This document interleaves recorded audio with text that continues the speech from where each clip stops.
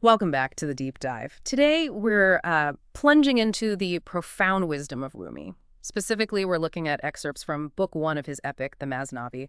Our mission for you, our listener, is really to uncover the spiritual lessons, these powerful metaphors, and maybe some surprising personal insights hidden in his poetry, and see how they, resonate even today.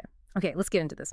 So Rumi opens the Masnavi with this really beautiful, almost mystical passage. He writes, "At last a wave will come from that pure sea. Now that we've reached the ending of this tale, the old man and his states have drawn the veil." What's going on here? This pure sea.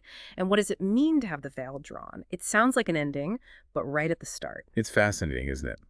Rumi immediately sets the stage for, well, a radical shift in perspective, that pure sea that points to an ultimate origin, the source of all being.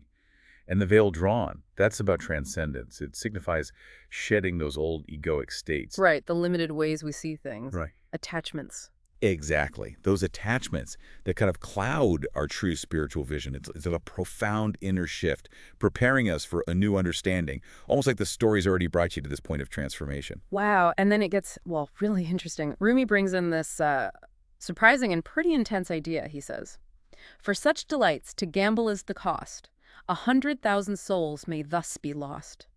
Be like a hunting falcon in your soul. Risk your life like the sun let the dice roll." I mean, that sounds incredibly high stakes, almost reckless for spiritual writing, doesn't it? It does sound that way on the surface.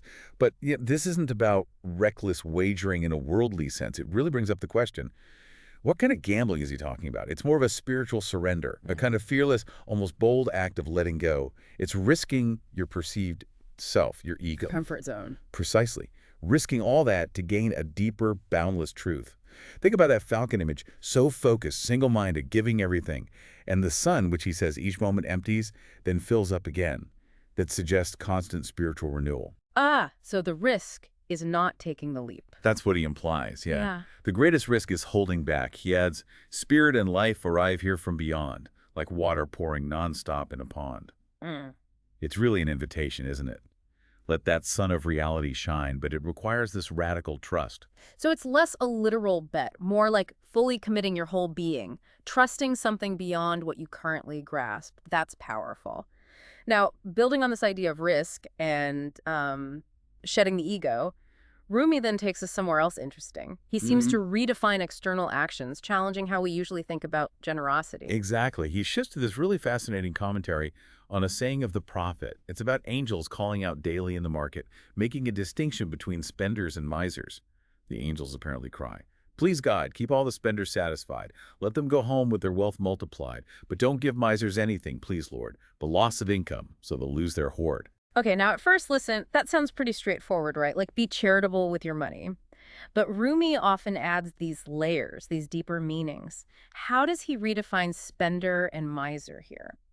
Well, connecting it back to that spiritual risk idea, Rumi quickly clarifies things.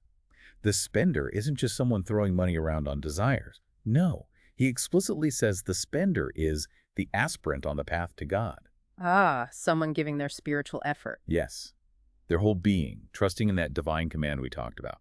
And the miser then is the one who withholds that spiritual effort, clings to their perceived security, instead of seeking that deeper connection.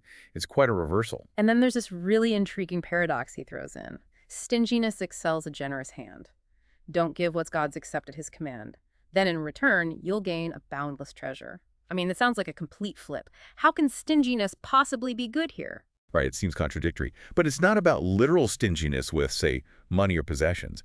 It makes you ask, how do we know what true giving is? For Rumi, it's about discernment, about when and how to give or act, making sure it's truly aligned with divine will. Giving without that alignment, even if it looks generous, can actually be harmful. How so? Well, Rumi uses a stark example. The Meccans making sacrifices, but with the hidden intent to harm the prophet, to sharpen on his neck a murderous blade. Their outward generosity was, in Rumi's view, completely misaligned, like an overgenerous slave giving the king's wealth to enemies. Wow. So the intention and alignment are everything. Exactly. Those actions lead to regret, he says, because they aren't in union with the divine plan.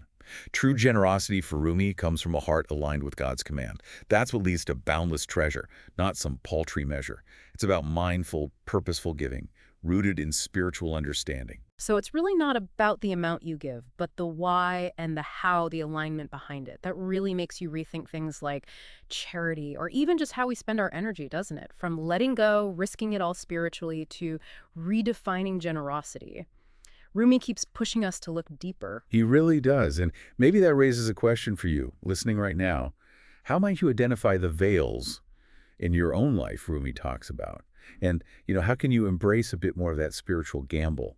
Yeah. Aligning your actions, your time, your energy, your goals with your deepest purpose, rather than just, well, outward appearances. Some deep questions to ponder there. Thank you for joining us on this deep dive into Rumi's profound wisdom. We really hope it sparks some thought and maybe encourages you to explore deeper yourself. And thank you, as always, for being part of our last-minute lecture family.